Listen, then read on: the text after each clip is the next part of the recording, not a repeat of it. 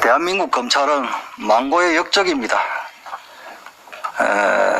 정경심 씨는 미공개 정보로 주식 12만 주 매매 유죄, 미공개 정보 이용 수익 2억 3천여만 원 취득 유죄, 동생, 미용사 등 명의지 이용에 차명 투자 유죄, 검찰 압수수색 대비 조범동에게 코링크피 자료 인멸 지시 유죄 이렇게 받았죠. 이제 친정권 인사들이 검찰 수사를 받거나 유죄를 받으면 전부 검찰 탓입니다. 특히 한명숙 전 총리 한만호로 취지로부터 받은 수표, 그게 한명숙 전 총리 동생 전세금으로 들어갔어요. 이렇게 수표가 증거로 있는데도 검찰이 조작했다, 모해위정이다. 대법원 확정 판결이 났는데 이런 식으로 몰아붙입니다. 자, 우리 민주당 의원님께서 한 분이 에스모 김경률 우리 대표님, 에스모도 지난 정부 때 정부 지원금을 받았다, 이제 이렇게 주장하는 물타기를 해요. 그런데 장부상으로는 이렇게 되어 있습니다. 에스모가 2015년도에 보면 정부 보조금 관련 부채 이래 되어 있거든요. 이건 대출 받았다는 거 아닙니까? 상환 의무가 있는 거겠습니다. 그렇겠죠. 자, 그리고 지금 우리가 김부겸 후보자 사위가 라임에 투자를 한 이 지금 이 문제를 하고 있단 말이에요. 그런데 라임 펀드 운용사가 에스모에 투자를 하기 시작한 것은 2017년 이후입니다. 그렇게 알고 있습니다. 예. 그런데 마치 지난 정부의 에스모가 뭐 정부 지원을 받았기 때문에 똑같은 거 아니냐. 이거는 너무 어불성설이고 경강부회라는 거 동의하십니까? 뭐 회사 이름으로 연속성이 있고 뭐 우리 오기영 의원님께서 말씀하셨지만 과거 3개년 그리고 최근 3개년 이렇게 보는 게 전혀 의의가 없다고 할 수는 없을 것 같습니다. 다만 이 지금 라임 투자를 전후로 해서 오히려 회사들이 이렇게 역설적이지만 사실로서 라임이 투자하면 회사가 지금 다 망가져버리고 있습니다. 예. 망가진 회사에 그와 같은 이제 국고보조금이 투입됐다, 이렇게 하면 이제 상당히 문제가 있다라고 볼 수 있겠죠. 제가 사실은 이제 지금 문제되는 회사는 에스모 머티리얼스인데요. 제가 그 회사는 자세히 보지 못하였습니다. 근데 이제 다만 그런 측면은 좀 볼 여지가 있지 않나 이렇게 생각됩니다. 예, 제가 확인해 보니까 라임 펀드 운용사가 에스모에 투자하기 시작한 것은 2017년. 그건 맞습니다. 2017년 8월부터입니다. 그렇습니다. 그건 맞습니다. 자, 그렇게 하고요. 우리 그 민주당 의원님께서 반상진 원장님 상대로 지방대의 어려운 문제 이런 걸 이야기하셨어요. 참 고마운 말씀인데 지난번 법사위에서 어떤 일이 있었냐면 대통령 공약 사항이라 해가지고 전남 나주에 한전에서 에너지 공대를 만든다고 저희 국민의힘에서 반대 의견을 냈어요. 어떤 의견을 냈느냐. 지금 지방대가 고사위기다. 학령 인구가 계속 줄어들기 때문에 어렵다. 호남이든 영남이든 어디든 좋다. 그 지방대 단과대학이라도 하나 개조를 해가지고 돈 들이지 말고 거기에 특화된 공대 자금을 좀 넉넉하게 주면 지방대도 살고 우선 인재도 키울 수 있다. 왜 재정도 투입하고 적자투성인 한진이 공대를 거기 만들어야 되느냐. 특히 그 부지는 부영이라는 회사가 갖고 있는 거예요. 25만 평을 400몇십억에 샀는데 절반을 학교 짓는데 그 기부를 하더라도 나머지 절반의 아파트를 지으면 추산해 보니까 한 6천억 이상의 이득을 보는 거예요. 부영그룹이. 부영그룹이 어떤 회사인가는 아실 만한 분 다 아실 겁니다. 이런 식이에요. 이런 식으로 정책이 이율배반적인 겁니다. 우리 김태기 교수님, 우리 최주현 우리 참고인 참고인 그 말씀 들으면서도 참 가슴이 아픕니다. 결국 골자는 내가 평생을 걸고 보람을 찾으면서 일할 수 있는 양질의 일자리를 달라는 거 아닙니까? 네, 그렇습니다. 양질의 일자리가 어디서 나옵니까? 민간에서 나옵니까? 아니면 정부에서 나옵니까? 당연히 민간에서 나옵니다. 그렇죠. 네. 기업은 못하도록 옥죄고 경제정책 실패한 걸 어떻게 상쇄해보기 위해서 미래세대의 부담이 되는 재정으로 15세에서 29세 단기 알바 비슷한 일자리, 어르신들 일자리 이렇게 만들어가는 거예요. 지금 3040 그 일자리는요, 아까 50대까지도 실업이 연속될 수 있다고 말씀하셨는데, 네. 3040 일자리는요, 문재인 정부 출범하고 나서 계속 많이 악화되고 있어요. 알고 계시죠? 맞습니다. 예. 이런 거예요.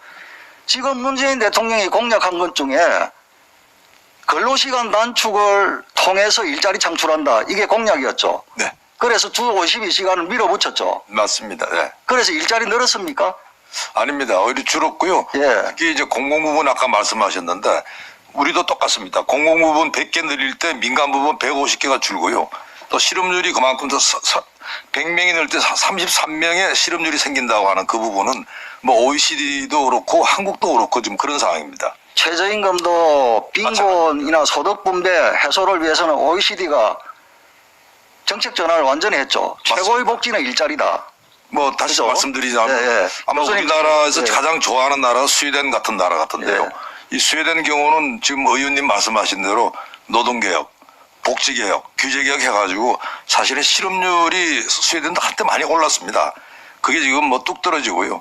특히 독일 같은 경우는 10% 넘던 게 지금 3%로 늘어졌습니다. 실제 교수님, 예. 하지 않을까 생각합니다. 근로시간 단축을 통해서 일자리 창출한다는 것은 1980년대에 독일, 프랑스가 시도하다가 실패했지 않습니까? 맞습니다. 이론적, 실정적으로 근로시간 단축을 통해서 일자리 창출한다는 것은 이제 이론적으로도 그렇고 실정적으로도 그렇고 실패한 건데 이 정부에서는 누가 과연 이걸 주도했는지 다음에 우리가 확인을 해봐야 된다. 이런 말씀을 드리고요. 이병태 우리 교수님, 예.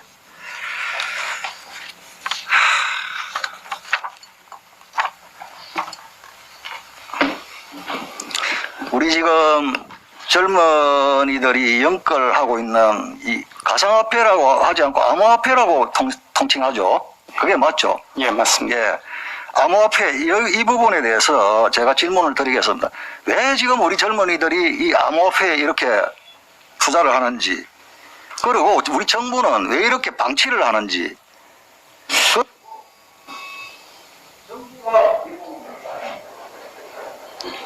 정부가 이 암호화폐에 대해서 엄연한 우리 젊은이들이 투자를 하고 있는 현실임에도 불구하고 방치하고 대책은 마련하지 않으면서 청년들에게는 암호화폐는 나쁜 것이니까 하지 마라는 메시지만 준단 말입니다. 그러면서 중소벤처기업부 등등 해가지고 국가, 국책은행 이런 데서 500억 이상 투자를 하고 있어요. 이 부분에 대해서 우리 교수님 좀 말씀 좀 해주십시오.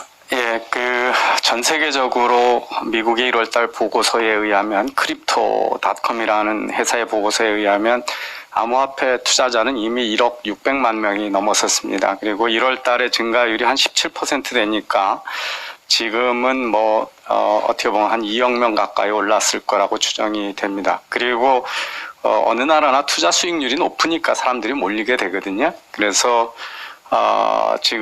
지금은 연령별로 보면 50대가 증가율이 가장 높습니다. 그래서 그런데 우리 정부가 2017년서부터 이 디지털 혁명에 대한 이 암호 자산 또는 블록체인에 대한 기술에 대한 이해가 없이 상당히 무책임한 발언들을 많이 해왔습니다. 그래서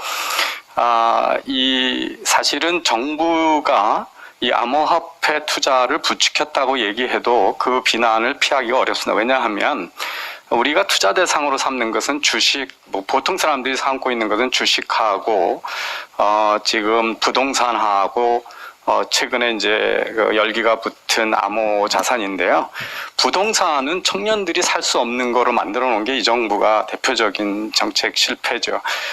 부동산 가격이 얼마나 올랐고 서울의 평균 아파트 가격이 되는 거는 너무 잘 아실 겁니다. 그거는 이번 정부의 실패는 통계적으로 분명히 드러나는데 역대적으로 보면 뉴욕의 주가 지수하고 서울 강남 아파트 지수가 거의 비슷하게 갔었습니다. 근데 그게 크게 격차가 벌어진 게 문재인 정부입니다. 이게 그래서 높이 싸졌고요. 그런데 비싸진 것만뿐만 아니라 대출 조건을 확 조였습니다. 그래서 사실은 총 상환 부채 비율 같은 거 확 낮추고 거기다도 첫 번째 집에 사는 경우에는 디딤돌 대출이라서 훨씬 전에는 대출 규모가 높았는데 그걸 다 줄여버리니까 뭐 현금이 한 10억쯤 있는 사람들만 살 수 있는 자산을 만들어 놨고요. 그리고 대출이라고 하는 것은 좋은 일자리가 있을 때 대출이 가능하거든요.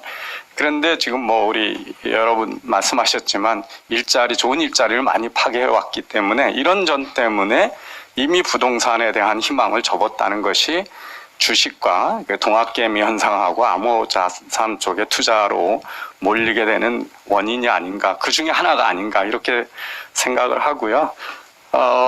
총리 후보자도 청년들의 암호화폐 투자를 정부가 가만둘 수 없다, 뭐 이런 발언을 하셨어요. 어느 나라 정부가 개인의 경제적 자유에 대해서 그렇게 법적 근거도 없이 정부가 가만둘 수 없다, 이런 발언을 할 수 있는 나라가 어디 있나. 암호화폐가 아무리 위험해도 아까 보셨지만 전통적인 금융자산이라고 해서 위험하지 않은 게 아니잖아요. 지금 라임 사태도 그렇고 키코 판매 때도 그렇고 동해양증권의 후순위 회사채 팔았을 때도 그때 피해자들 다 노인들이었습니다. 사실은 지금도 암호자산에서 가짜 암호화폐 사는 사람들은 노인들이에요. 청년이 아닙니다. 청년은 여기 우리들보다 훨씬 영악해요. 그리고 2000년부터 우리나라에서는 게임머니를 가지고 거래를 해왔고 그래서 잘 이해하고 있고 그렇거든요. 그래서 그럼에도 불구하고 무슨 내재적 가치가 없어서 보호 가치가 없다. 저는 금융당국자들이 이런 발언을 하는 거 보고 정말 믿을 수가 없습니다. 도대체 내재적 가치를 가지고 단기적인 가격 변동을 예측할 수 있는 금융상품이 어디 있다고 그런 얘기를 하는지 모르겠어요. 그리고 법치국가라면 모든 자유로운 계약은 사기를 당하지 않게 보호를 해야 되는 국가 의무가 있는 거지, 그게 금융상품으로서 내재적 가치만 있는 것만 보호 의무가 있는 건 아니잖아요. 그거 보호를 어떻게 해야 되냐? 믿을 수 있는 금융회사가 투자하고 거래를 해주게 하면 됩니다. 그게 다 다른 나라가 지금 가고 있는 방향이거든요. 그런데 그거를 아무 방치된 그리고 규제 부처도 없고 불분명하고 법적 근거도 불분한 상태로 놓아놓으니까 일을 좀 해주시죠. 이런 일들이 벌어지고 있다. 그래서 미국의 골드만삭스 뭐 이런 데서 다 투자 자산으로 포함하고 있고 이미 말씀하신 대로 우리 정부도 간접적으로 이미 몇천억을 투자한 이런 상황이 돼서 주류 금융 상태로 다 넘어온 거니까 우리도 빨리 제도권 안에 넣어서 믿을 수 있는 금융회사들이 투자도 하고 거래도 알선하는 쪽으로 가야 이 문제가 그래도 덜 위험한 투자가 될 거다, 이렇게 생각하고 있습니다.